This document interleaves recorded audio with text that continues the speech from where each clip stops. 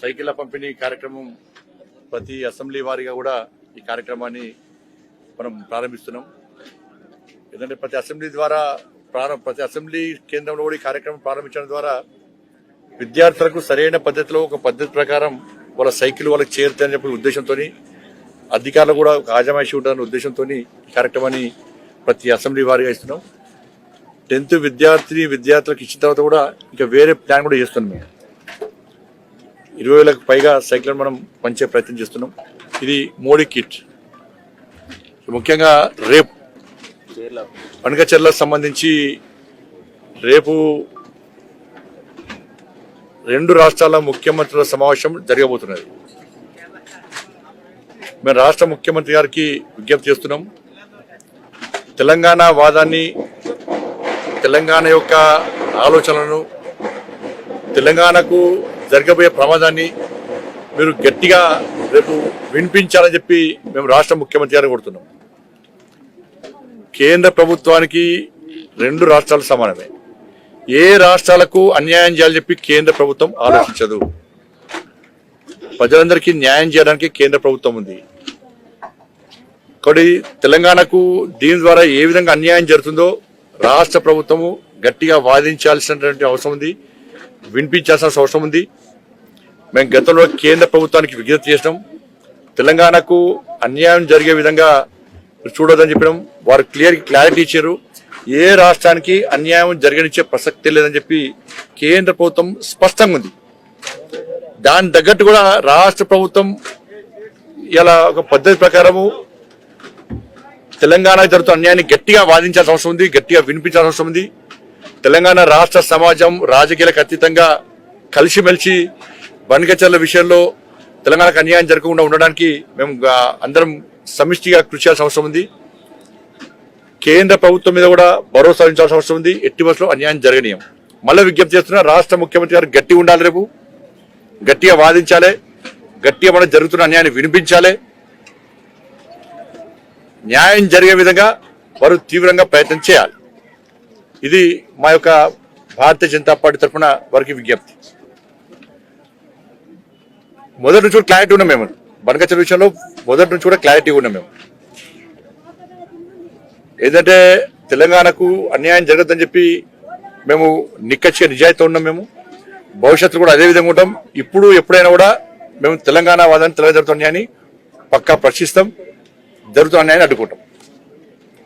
దాంతోపాటు BC reservation సంబంధించి ordinance పేరుతోని కాంగ్రెస్ పార్టీ ప్రభుత్వం శాసనసభలో ప్రవేశపెట్టి ఆర్డినెన్స్ తీసుకొచ్చే ప్రయత్నం చేస్తున్నది. దీని వెనుక భారీ కుట్ర దాగి ఉన్నది. దీని వెనుక అదేంటే బీసీలకు అన్యాయం చేసే కుట్ర దీని వెనుక దాగి ఉంది. ఇలా ప్రభుత్వం వాస్తవాలను కప్పిపుచ్చే ప్రయత్నం చేస్తున్నది. అవాస్తవాలను మీడియా ద్వారా ప్రజలకు చేరవేసే ప్రయత్నం చేస్తున్నది. దీనికి ప్రభుత్వానికి అధికారంలో ఏ పార్టీ ఉంటే ఆ పార్టీకి వత్తాసు పలికేటువంటి కొన్ని బీసీ సంఘాలు, వాళ్ళు కూడా బీసీలకు అన్యాయం చేస్తున్నారు. బీసీలకు జరిగే అన్యాయాన్ని ప్రశ్నించేటువంటి దమ్ము ధైర్యం లేకుండా వివరిస్తున్నారు. ఇప్పుడు రాజశేఖర రెడ్డి గారు ప్రభుత్వం ఉన్నప్పుడు 4% రిజర్వేషన్ కల్పిస్తూ ముస్లింలను బీసీలుగా గుర్తించే ప్రయత్నం చేస్తే అప్పుడే ఈ బీసీ సంఘాలు, సోకాల్ రాజకీయ నాయకులు భారతీయ జనతా పార్టీ చేపట్టే ఆందోళన మద్దతు ఇస్తే ఈ పరిస్థితి ఉత్పన్నమయ్యేది కాదు. ఆ రోజు ఎవరు అట్లా అడ్డుకునే ప్రయత్నం చేయలేదు. కాబట్టి ఈ ప్రభుత్వాలు, పార్టీలు అన్ని బరిదగించి బీసీలకు, హిందువులకు అన్యాయం చేసే ప్రయత్నం చేస్తున్నారు. రాజశేఖర రెడ్డి గారు 4% రిజర్వేషన్ ఇస్తేనే గత జిహెచ్ఎంసీ ఎన్నికల్లో బీసీలకు హైదరాబాద్ లో ఏ విధంగా అన్యాయం జరిగిందో ఒక్కసారి బీసీ సమాజం గుర్తించాలి, హిందూ సమాజం గుర్తించాలి. ఇవాళ కేసీఆర్ గారు సమగ్ర సర్వే నిర్వహించినప్పుడు బీసీ జనాభా ఎంత అంటే 51% వచ్చింది. కాంగ్రెస్ పార్టీ కులగణన మనం సర్వే చేసినప్పుడు ఎంత వచ్చిందంటే 46% వచ్చింది. 5% తగ్గించారు. 5% తగ్గించారంటే దాదాపు 18 లక్షల మంది బలహీన వర్గాలకు సంబంధించినటువంటి సమాజాన్ని ఇలా పరిగణలోకి తీసుకోలే. ఇక్కడే అన్యాయం జరిగింది.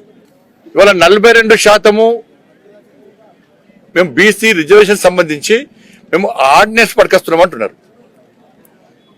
10% ముస్లిం సమాజాన్ని తీసేస్తే ఇచ్చేది ఎంత? 32%. ఇలా బీసీలకు కాంగ్రెస్ పార్టీ ప్రభుత్వము ఇచ్చేది ఇలా 10% తీసేస్తే 42%. దీనిలో మళ్ళా మనం గమనించి సమాజం గమనించాలి, బీసీలు గుర్తించాలి.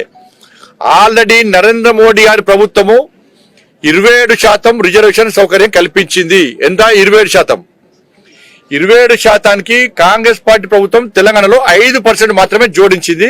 అది 32% అయింది. 27% ఆల్రెడీ ఉంది.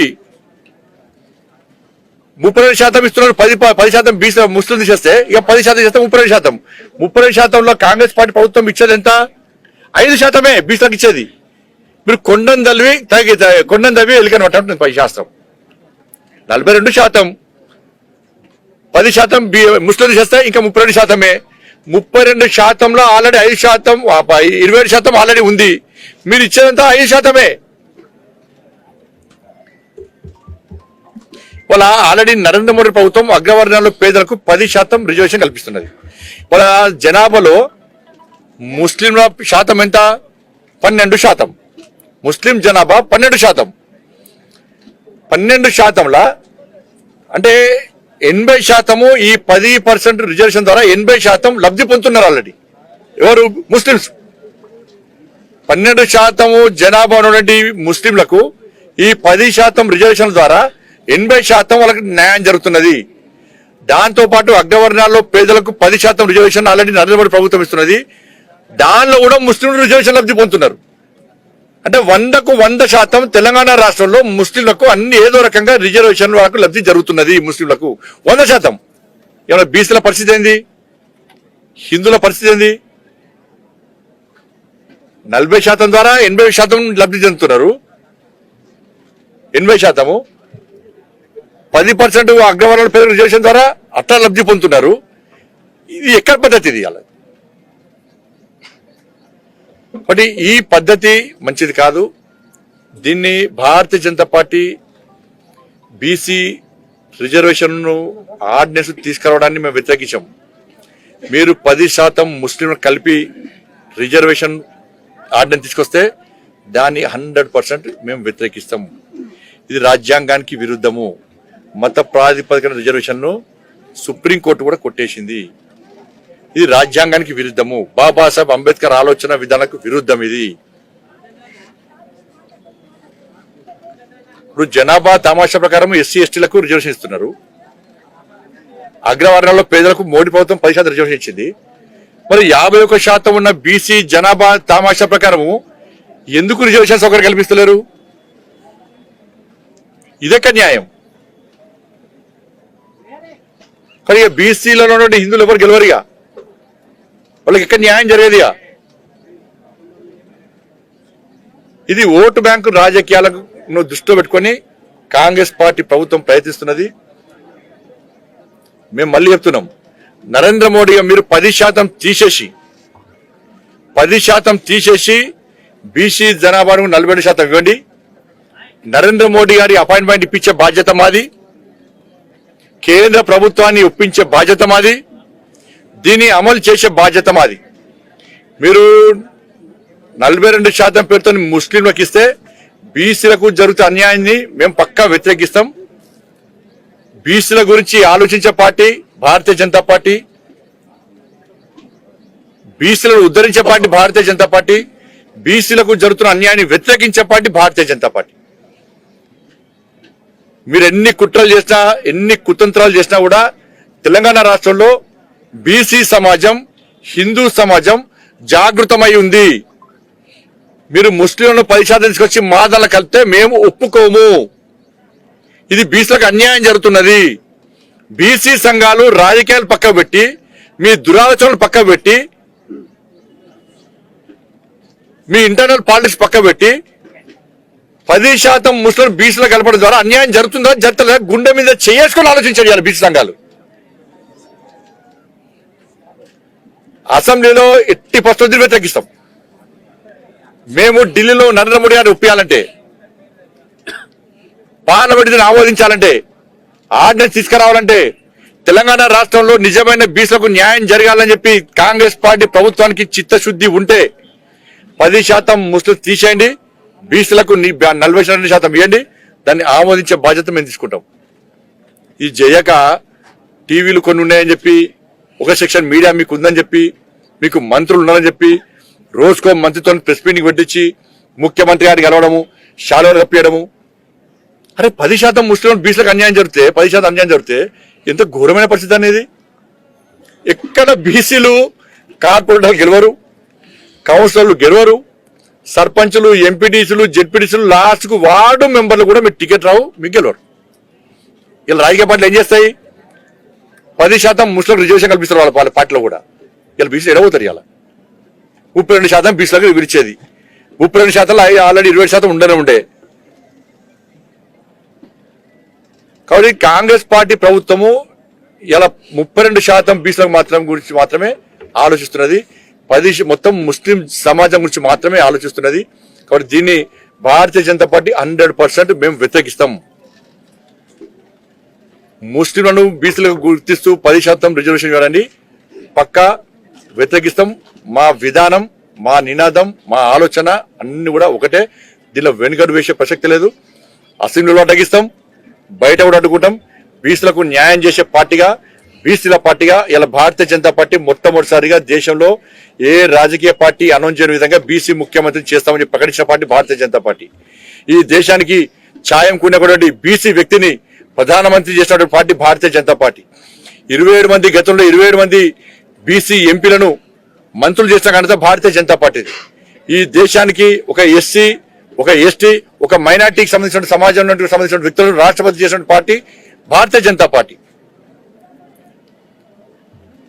కాబట్టి ఇలా కాంగ్రెస్ పార్టీ వాళ్ళ ఆలోచన విధానాన్ని మార్చుకోండి. దానికి బీఆర్ఎస్ పార్టీ వత్తాసు పలుకుతున్నది. ఈ రెండు పార్టీలు మైనార్టీ ఓటు బ్యాంక్ కోసం కక్కుర్తి పడుతున్నారు. 80% ఉన్నటువంటి హిందూ సమాజాన్ని, 51% ఉన్నటువంటి బీసీ సమాజాన్ని వీళ్ళు నిర్లక్ష్యం చేస్తున్నారు.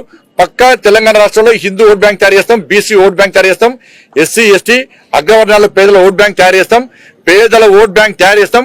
కాంగ్రెస్ పార్టీ యొక్క కుట్రలు, కుతంత్రాలు, బీఆర్ఎస్ పార్టీ కాంగ్రెస్ పార్టీకి పడుతున్న వత్తాసును ప్రజలకు వివరిస్తాం. అతి త్వరలో రాష్ట్ర శాఖ నిర్ణయం తీసుకున్నది. ఈ విషయంలో తెలంగాణ రాష్ట్ర వ్యాప్తంగా మా రాష్ట్ర అధ్యక్షుడు రామచంద్ర గారి నేతృత్వంలో ఉద్యమిస్తాం. ఈ కాంగ్రెస్ పార్టీ మెడల్ వంచుతాం. బీసీలకు జరుగుతున్న అన్యాయాన్ని సమాజానికి వివరిస్తాం.